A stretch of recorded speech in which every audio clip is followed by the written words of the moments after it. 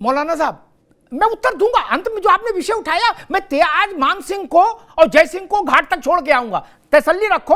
आज मैं मान सिंह और जय सिंह को घाट तक छोड़ के आऊंगा हमेशा के लिए, निश्चिंत हो जाइए। इसके बाद ये चैप्टर ही खत्म हो जाएगा। खैर मौलाना साहब, फिर वही बात, बाबर को महान बताइए तो सेकुलर, और राणा सांगा को महान बताएंगे तो कम्युनल हैं, आरएसएस के हैं, संघी हैं। क्या मेरे पास है प्योर पाव भाजी का मसाला, प्योर पाव भाजी मसाला, पाव भाजी को टेस्टी बना डाला, सबका राजा और प्योर मसाला। प्रायोजक हैं cancer healer centre, a new beginning. विकास विरोधी हैं, ये अजब साला, ये अजब विचित्र किस्म का विकास आ गया। नहीं, बाबर को महान बताओ, औरंगजेब को दयालु रहमदिल बताओ, तब ठीक है। अन्यथा आप छत्रपति शिवाजी महाराज का नाम लोगे तो कहा जाएगा ये कम्युनल है, ये देश को पीछे ले जाना चाहता है। मौलाना साहब, एक छोटी सी टिप्पणी। देखिए, कभी भी एक बात याद रखिए, बाबर हो या जितने मुगल हो, वो भारत के लोगों के लिए कभी आदर्श पुरुष नहीं रहे। और बाबर जो यहाँ आया था, वो कोई इस्लाम के लिए नहीं आया था, वो लूटपाट करने के लिए आया था और अपने तख्त और ताज के लिए आया था। इसलिए उस पर टिप्पणी करना बिल्कुल गलत है। मैं कहता हूँ कि शिवाजी महाराज के साथ क्या मुसलमान नहीं लड़ रहे थे, औरंगजेब के साथ क्या हिंदू नहीं लड़ रहे थे? तो ये जो झगड़ा था राजपाट का था या हिंदू और मुसलमान का नहीं था। मगर मैं ये कहता हूँ कि जो हिंदू औरंगजेब के साथ लड़ रहे थे उन पर क्या टिप्पणी करेंगे? शिवाजी महाराज के साथ क्या मुसलमान नहीं लड़ रहे थे? कि जिस राजा सिंह की बात करें, जय सिंह की बात करें या फला सिंह की बात करें, ठीक है मौलाना साहब, ठीक। और हाँ, औरंगजेब के दौर में ताकतवर नहीं थे। ठीक, तो मैं ठीक, इस वक्त इसका भी उत्तर आएगा, इसका भी उत्तर दूंगा। एक छोटी सी टिप्पणी यतीमा, क्या होना चाहिए? छोटी सी टिप्पणी। देखिए, मुझे लगता है कि अगर हम बात करते हैं संभल की, तो प्रशासनिक या जो भी नमाज को लेके जो प्रशासनिक व्यवस्था की गई है वो उचित है। क्योंकि कोई भी पर्व, चाहे वो किसी भी समुदाय का हो, किसी भी संप्रदाय का हो, वो शांतिपूर्ण रूप से निकालना प्रशासन की जिम्मेदारी होती है। रही बात ठीक बात है, तो ये तो चलता चला आ रहा है। ठीक है Manish ji, 30 second for you, last comment.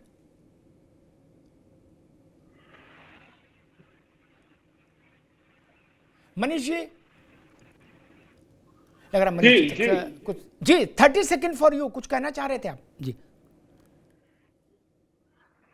Amitabh ji, मेरा सिर्फ और सिर्फ ये कहना है कि अगर लॉ एंड ऑर्डर वो स्टेप्स ले रहा है जो आज तक नहीं लिए जाते थे, तो उसका सम्मान करना चाहिए और सनातन का आदर हर तरीके से करना पड़ेगा। अगर आप सिर्फ इसलिए ये दिखाने की कोशिश करोगे कि एक धर्म के साथ एक वोट के लिए है, तो अब ये पॉसिबल नहीं हो पाएगा। अब सनातन जागृत हो गया है और सनातन ने अपनी पहचान महाकुंभ में दे दी है। जी, एक सवाल मौलाना साहब ने उठाया, ये वही सवाल है जो रामजी लाल वहां उठाए थे राज्यसभा में। इसके दो तथ्य हैं, दोनों तथ्य सामने रख दूं ताकि बहस हमेशा के लिए समाप्त हो जाए, अगर चाहे तो। और भाई नहीं चाहे कोई समाप्त करना तो मैं कौन होता हूं? थेतरई तो सबसे बड़ी, बोले नहीं मानेंगे खटोला यहीं बिछाएंगे तो बिछाओ भैया, कौन किससे लड़ सकता है? जिस व्यक्ति ने, जिस राजा ने 3 बार इब्राहिम लोधी को पराजित किया, इब्राहिम लोधी के लड़के को कैद कर लिया, 2 साल कैद में रखा, रोज 4 घंटा सुबह और 4 शाम को मारे, क्या और मुर्गा बनाया, 2 लाख स्वर्ण मुद्राएं ली, माफी मंगवाई इब्राहिम लोधी से, तब उसको छोड़ा लड़के को। उसको बता रहे कि वो बाबर की चिट्ठी लिखा। जिस राजा ने बाबर को एक युद्ध में हरा दिया, उसको बता रहे बाबर चिट्ठी लिखा था। ये फर्जीफिकेशन, ये वामपंथियों ने प्रचार किया। एक मैंने परसों कहा था, फिर दोहरा दूं, तब मौलाना साहब नहीं थे। सुल्तान लोधी, इब्राहिम लोधी का चाचा, उसने चाचा को भतीजे ने टाइट किया, बोला इसको पकड़ के ले आओ चाचा को मारते हुए। तो चाचा ने सोचा मेरा भी सर तन से जुदा होने वाला है, तो चाचा ने अपना लड़का और एक चेला भेजा बाबर के पास। बाबर उस वक्त, मौलाना साहब सुन लीजिए, बड़ी अच्छी बात है, बाबर अपने लड़के कामरान की शादी की तैयारी कर रहा था। ये लोग पहुंचे, बोले हुजूर आला आप हिंदुस्तान आ जाओ। बाबर हिंदुस्तान के बारे में पहले से आसक्त था कि वहां माल वाल खूब मिलेगा लूटने का, और 2-3 बार उसने कोशिशें भी की, लेकिन मार खा के वापस गया। उसने पूछा, तुम तो इब्राहिम लोदी का नमक खाए हो, फिर क्यों आए हो? बताया कि इब्राहिम लोदी तो हमारे ही सर तन से जुदा कर रहा है, हमारे बाप का। तब बाबर आया। ठीक, इसलिए यह दुष्प्रचार ठीक नहीं। एक और प्रचार है कि जय सिंह, मान सिंह, राज सिंह, तान सिंह।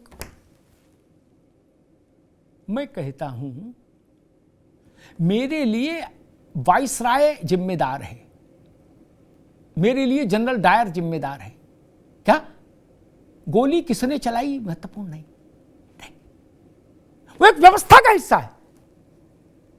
फिर कहीं अब अशोक भाई ने कहा था, या शायद मौलाना साहब ने, कि वो लोग छोटे लोग नहीं थे, वो सेनापति थे, लेकिन वो राजा नहीं थे ना, वो सेनापति थे, मान लिया। लेकिन हुक्म किसका चल रहा था? जिल्ले इलाही का। हमारे लिए दोषी जिल्ले इलाही हैं। मौलाना साहब, मेरे ख्याल से बिल्कुल क्लियर हो जाएगी बात। मैं टोटल बल पर समय नहीं खराब कर सकता ना, मैं वीर बल पर भी समय खराब नहीं कर सकता। मेरी निगाह, मेरी समीक्षा अकबर के लिए है। मैं अकबर की समीक्षा करूंगा, मैं औरंगजेब की समीक्षा करूंगा। औरंगजेब का सेनापति कौन था, औरंगजेब का बावर्ची कौन था, इससे कोई फर्क नहीं पड़ता। मैंने उदाहरण दिया था आपको अशोक भाई कि डायर को भारत ने क्यों मारा। उन सिपाहियों को मारना चाहिए था आपके हिसाब से तो, गुड्डू को, पप्पू को, मुकेश को, सुल्तान को नहीं ना। ऑपरेशन ब्लू स्टार हुआ मौलाना साहब, दोषी कौन माना गया? किसको कीमत चुकानी पड़ी? राजनीतिक तौर पर अपने जीवन की कीमत चुकानी पड़ी। वो गई थी वहां ऑपरेशन ब्लू स्टार करने, मौलाना साहब नहीं ना, वो तो नहीं गई थी। बाबरी मस्जिद का 6 दिसंबर 1992 आप लोगों ने क्या कहा, किसको जिम्मेदार बताया? उनमें से कोई गुंबद पर चढ़ा था? कोई चढ़ा था? नहीं ना। 3.5 लाख लोग वहां थे, मैं था वहां, उनका तो आप नाम भी नहीं जानते। आपने किसको जिम्मेदार ठहराया, किस पर आक्षेप लगाया? कड़वा कड़वा थू और मीठा मीठा गप नहीं चलेगा। एक नपना रखो मौलाना साहब, सिपाहियों को मत गिनाइए मुझको, जय सिंह, मान सिंह, तान सिंह, राज सिंह, इससे हमसे कोई फर्क नहीं पड़ता। मैं बाबर की समीक्षा चाहता हूं, मैं औरंगजेब का हिसाब चाहता हूं, मैं अकबर का हिसाब चाहता हूं, मैं गाजी की समीक्षा चाहता हूं। गाजी के कितने चेले हिंदू थे और कितने मुसलमान थे, इस बहस से इससे कुछ हासिल होना है? गाजी क्या था, मैं इससे तय होंगी चीजें। इसलिए मुझे लगता है आज के बाद ये बात बिल्कुल साफ हो जानी चाहिए। और बहुत सारे लोग सेरेमोनियल भी रखे जाते हैं मौलाना साहब दिखाने के लिए, क्या कि हमारे यहां ये भी हैं, क्या उनकी निर्णय में कोई भागीदारी नहीं होती, हैसियत नहीं होती। राजनीतिक पार्टियों में भी आप देख ही रहे हो, वैसे उनके समय में भी होता था, सम्राटों के समय में, बादशाहों के समय में। इसलिए हम बाबर को देखें, अकबर को देखें, गाजी को देखें, खिलजी को देखें, बिन कासिम को देखें, समीक्षा वहां से होगी, भारत के मन की बात वहां से होगी। धन्यवाद।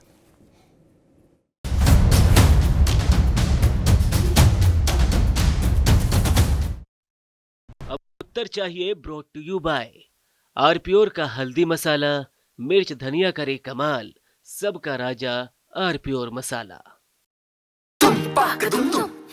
अरे श्रीमती जी, कुछ तो सस्ता लो, बचत करो।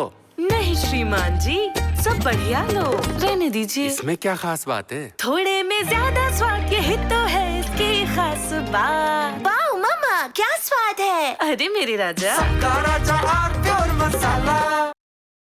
प्रायोजक हैं cancer healer centre, a new beginning.